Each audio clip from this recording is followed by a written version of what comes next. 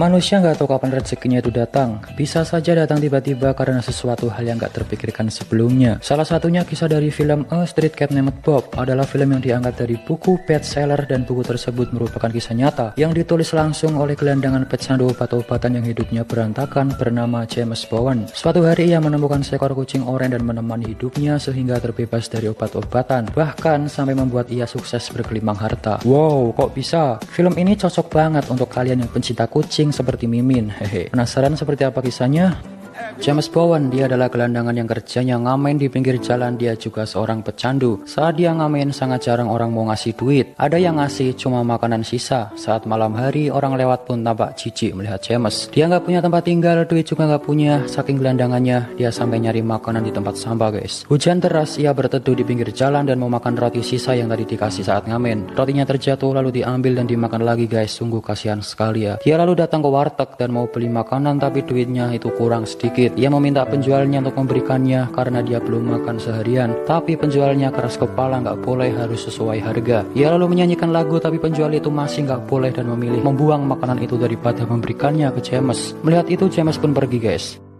Dengan perut lapar, dia mencari tempat untuk tidur. Ia menemukannya, tapi ada orang di dalamnya. Dia pun pergi. Saat jalan, tiba-tiba ada temannya bernama Bas yang sesama pecandu mengajak James masuk ke mobil milik orang yang lupa dikunci. James masuk dan mereka pun ngobat. Siang harinya pemilik mobil datang, di situ juga ada polisi. Melihat itu, Bas membangunkan James tapi nggak bangun. Dia pun lari dan James di dalam sudah tak sadarkan diri. Saat bangun, James sudah di rumah sakit dan didatangi oleh Val. Dia adalah seorang dokter rehabilitasi. James sangat khawatir dan ketakutan karena gitarnya disita. Dia juga takut dimasukkan ke penjara. Val lalu memarahi James karena sudah kedua kalinya dia seperti ini. James minta maaf, menyesalinya, dan Val menyuruh James menemuinya di kantor nanti. James pun bersedih, guys.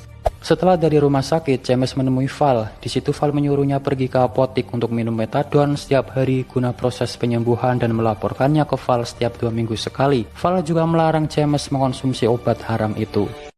Val lalu mengembalikan gitarnya James yang disita dan menyuruhnya nyanyi. Val pun melihatnya. Malam harinya ia kembali gelandang. Dia melihat pakaian donasi di pinggir jalan. Ia pun mengambilnya dan dapat jaket lalu dipakai. Bahkan saat tidur ia diusir oleh pemilik gedung, guys. Singkatnya, karena kasihan, Val mencarikan tempat tinggal untuk James. James pun mendatanginya sesuai alamat. Saat sampai di dalam sudah ada Val dan James pun sangat senang tentunya. Ia juga sangat berterima kasih kepada Val dan berjanji akan sembuh dari kecanduannya itu. Malam harinya ia pun mandi. Saat sedang berendam santai, ia mendengar ada suara mencurigakan dari luar. Ia mengira orang jahat. James merasa takut lalu mengambil sepatu dan memegangnya seperti pistol. Ia berancang-ancang dan membuka pintu itu, tapi ternyata nggak ada apa-apa. Rupanya di bawah ada seekor kucing oranye yang sedang memakan sereal yang sudah dijatuhkan. James pun lega karena bukan penjahat. Rupanya kucing itu masuk lewat jendela yang terbuka dan memakan serealnya James karena kelaparan. James lalu mendekati kucing itu dan memberikannya susu. Karena mungkin kucing itu ada pemiliknya, dia menyuruh untuk kembali ke majikannya. Tapi kucing itu nggak mau dan ingin bersama James.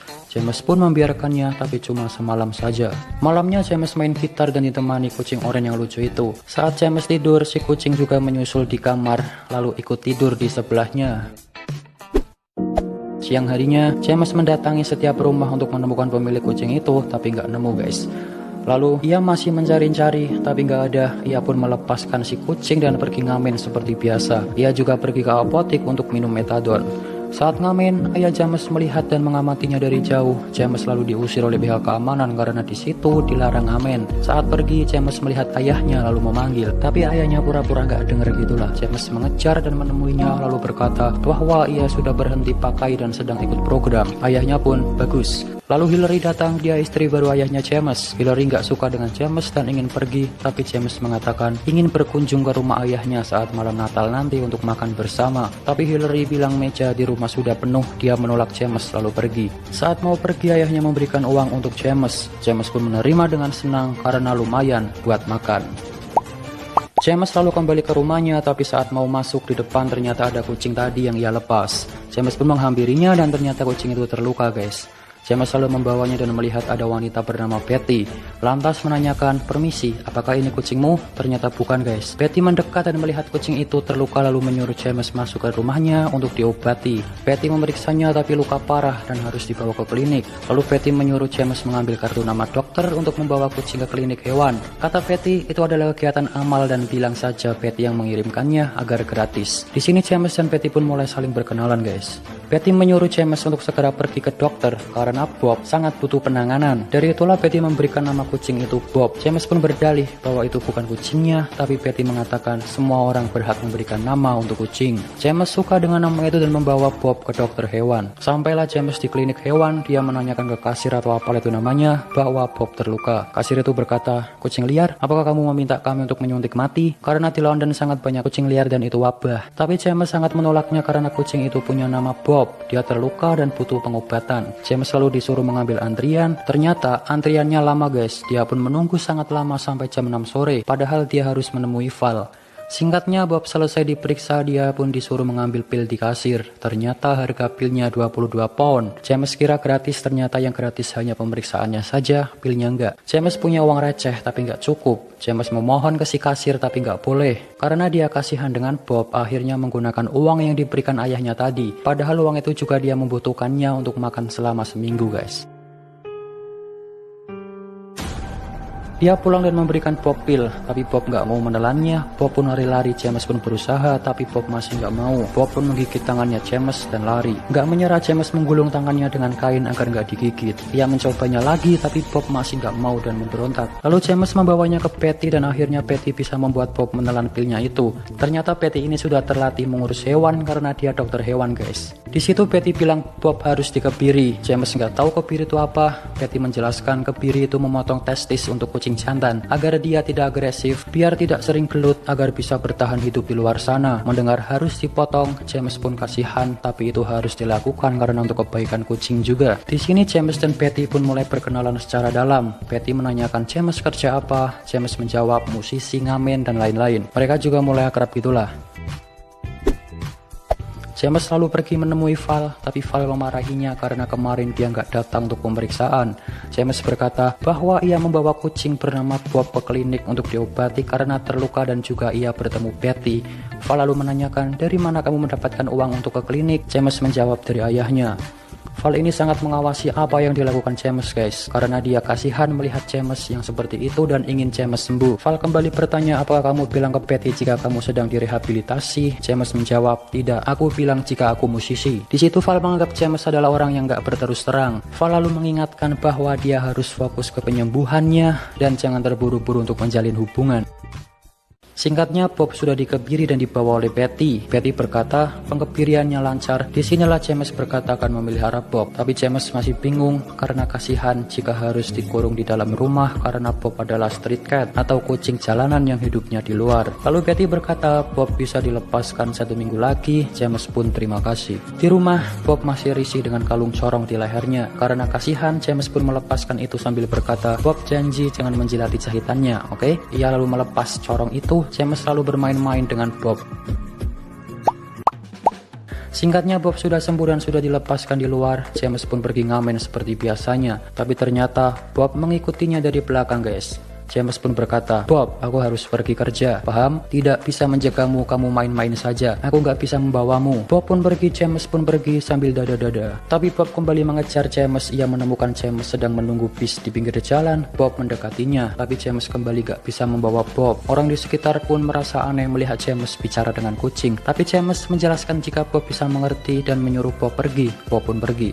Bis datang, James pun masuk, tapi dengan cepat Bob juga mengejar bis itu dan masuk ke dalam. Orang-orang di dalam bis pun merasa gemas melihat Bob.